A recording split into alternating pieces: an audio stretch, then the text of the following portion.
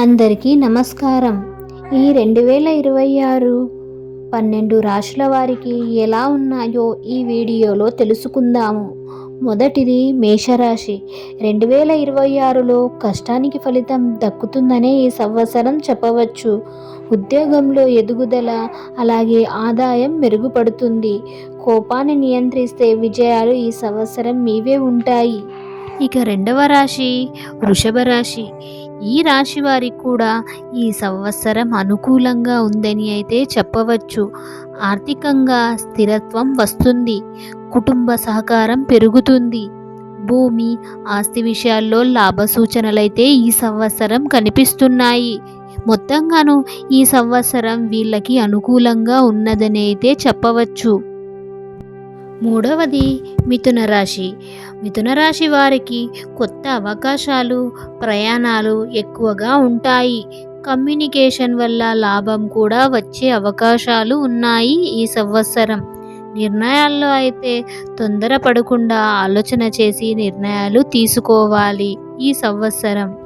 ఇక నాలుగో రాశి కర్కాటక రాశి. ఈ రాశి వారికి కుటుంబ జీవితం ప్రశాంతంగా ఉంటుంది ఈ సంవత్సరం.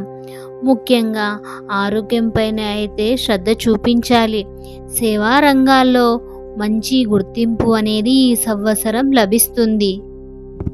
ఇక ఐదవది సింహరాశి. ఈ రాశి గురించి చెప్పాలంటే న్యాయకత్వ గుణాలైతే మెరుగ్గా కనిపిస్తున్నాయి. ఉద్యోగంలో ప్రమోషన్ అవకాశాలైతే ఈ సంవత్సరం వస్తున్నాయి. అహంకారాన్ని తగ్గిస్తే విజయాలు నిలకడగా ఉంటాయి ఈ సంవత్సరం. ఇక ఆరవ రాశి కన్యరాశి. ఈ కన్యరాశి వాళ్ళకి పని ఒత్తిడి అయితే పెరుగుతుంది, కానీ కష్టానికి తగిన ఫలితం అయితే ఉంటుంది.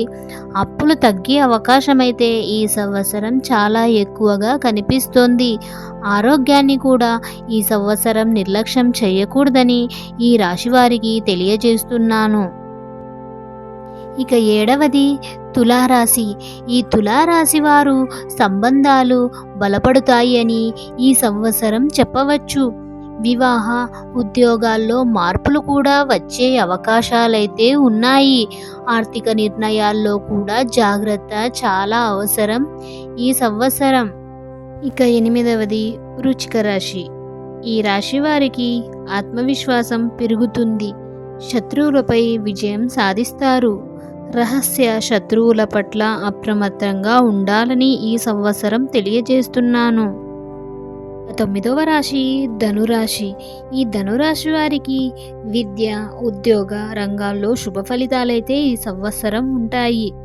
విదేశీ అవకాశాలు చాలా ఎక్కువగా ఉన్నాయి. ఖర్చులు అదుపులో ఉంచుకోవాలి ఈ సంవత్సరం.